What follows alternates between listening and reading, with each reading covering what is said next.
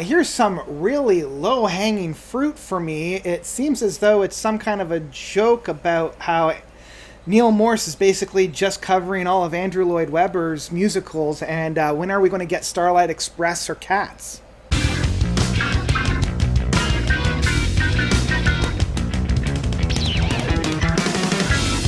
The Dreamer, Joseph, Part 1 by Neal Morse. So, Neal Morse, I don't think needs any kind of introduction at this point. Progressive rock legend. He got to start with Spock's Beard in the early 90s, broke apart from them to do a bunch of solo records, mainly Christian themed in that sense.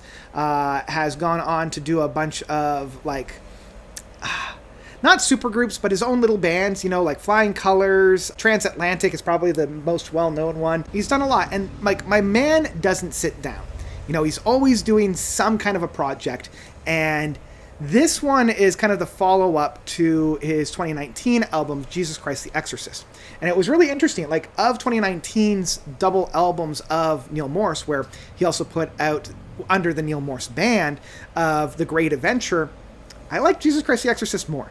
I really enjoyed that one a little bit more because it was, it was a little bit of a breath of fresh air because I felt like The Great Adventure just was spinning its wheels and I didn't quite connect all that much with it. Having the follow-up of this with that same kind of stage show musical rather than a concept album with one singer, I was kind of excited about that. This is following up his 2021 album of Innocence and Danger, which I loved and is one of my favorite Neal Morse band projects. What I should say right at the beginning is I'm not surprised with what we got, which is a lot more really good Neal Morse music.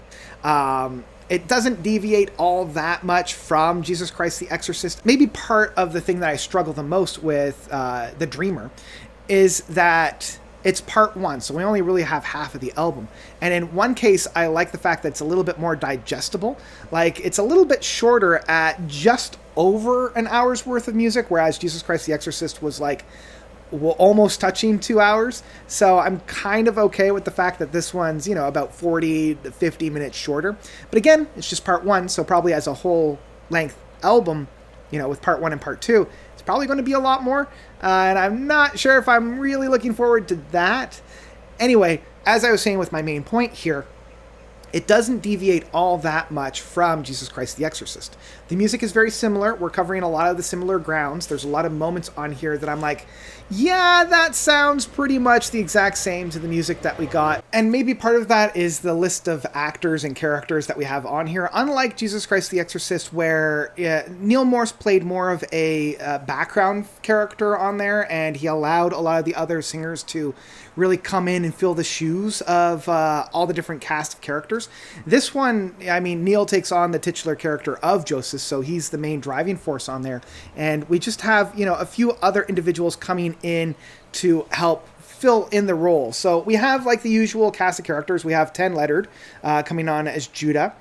Reuben is being played by Matt Smith, not Doctor Who Matt Smith, but another Matt Smith. Potiphar's wife is being played by Talon David, and Talon was the same singer that did Mary Magdalene. So, listening to this, I'm like, I don't know, it's a little too close to home in that case, it's too one-to-one. And then Simon is being played by Will Morse, and Jacob is being played by Mark Pogue. I'm left with more questions about this project than I do answers, and I know with Neal, whatever the inspiration is, he follows, right? And if the inspiration is there, he wants to follow it because in his mind, this is God's will and this is what God sees fit for him. So he's going to follow it. And sometimes that brings us to some really, really, really fantastic music.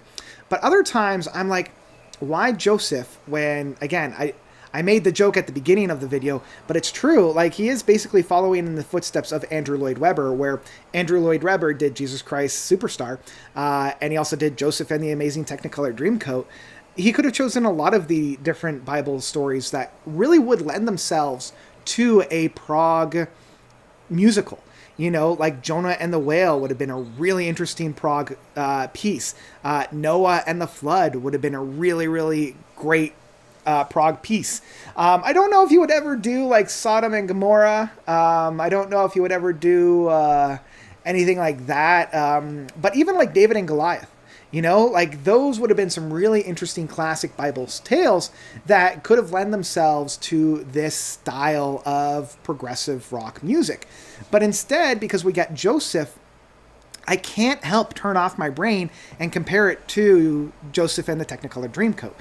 It's not my favorite Andrew Lloyd Webber, or in fact, it's one of my least favorites, but I can't help but think, oh, this is how Andrew Lloyd Webber did it in his show, and this is how these songs were presented there, and this is how Donny Osmond was singing it in this case. So again, I'm left with more questions than answers on this. And also, again, I don't want to say this, but it really is a retread of Jesus Christ the Exorcist in terms of musically, thematically. I wouldn't necessarily write this album off as useless or don't even touch it, right? I feel like this is very similar in vein with his Sola Gratia from 2020 or, his Momentum album. Those two albums I feel are very similar to this one in that, sure, it doesn't cover any new ground, and it feels a little bit of a retread of the albums that came before. And I would even include The Great Adventure in this as well, because a lot of these are follow-ups to other albums that he's done before. The Great Adventure being a follow-up to The Similitude of a Dream, Momentum being a follow-up to his Testimony 2 and Lifeline album, and Sola Gratia being a follow-up of Sola Scriptura.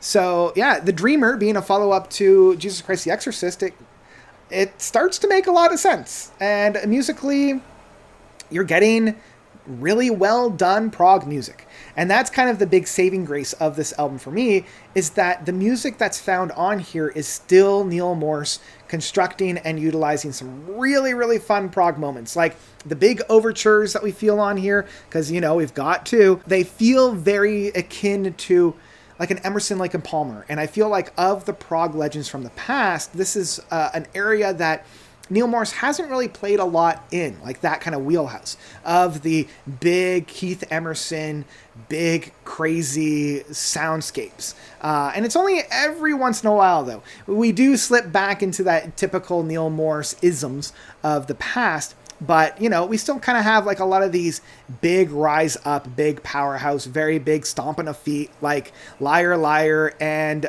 Slave Boy and Ultraviolet Dreams. So, they kind of got that infectious vibe on it. I really liked tracks like The Pit, Wait on You. Obviously, the Dreamer Overture and the Dreamer Overture Reprised are very fun. At the end of the day, this album, because it was Neal Morse, and because Neal Morse knows how to write a catchy tune, he knows how to write an infectious tune, I never felt myself being bored. I never felt myself running to turn off the radio or anything like that. And I always enjoyed coming back to it, because I'm always here for new Neal Morse music. But because we've gotten so much, and I feel as though the landscape's been a little bit saturated, there wasn't a lot of brand new territory. And because there wasn't this big epic that I was really hoping for, and I feel like that's where Neal Morse really, really shines, is these big, meaty epics. I don't know, my whistle wasn't wetted exactly. At the end of the day, it's still a really fun album. If you're a Neal Morse fan, you're going to love this record. I was kind of hoping for just a little bit more, but I was also very satisfied with what I was given, which I know is a little bit of a contradictory in that sense. But I also have to remind myself, this is only part one. This is only half of the album that we're kind of expected. And I'm really hope that second point, even though this is more of the, progressive musical rather than a prog rock album, I'm kind of hoping that second album was going to have the 20-minute big epic piece. But yeah, we'll see. We'll see. In the end, I will say The Dreamer, Joseph Part 1 by Neal Morse is still one that I will download.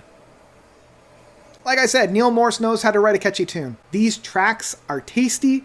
These tracks are infectious and singable and hummable, and I like it almost despite some of its flaws. So, is it going to be one of the best albums of this year? Probably not, and it's definitely not one of Neal Morse's best albums, but it's definitely far away from his worst. So, yeah, I would say check this one out. If you haven't heard of any Neal Morse albums at this point, I don't know how you were able to avoid them, but this is a really good entry point to his discography and his music. And even though it is a Bible tale, it doesn't beat you over the head with some of the, religious themes that some of his other albums do. So, There you go. There you go. That's what I've got for The Dreamer, Joseph Part 1 from Neal Morse. What did you guys think about this album? Did you love it? Did you hate it? Whatever you thought, please let me know by commenting down below. I, for one, am super excited for Part 2. I really want to hear where he goes with some of these themes and some of these motifs that he's introduced.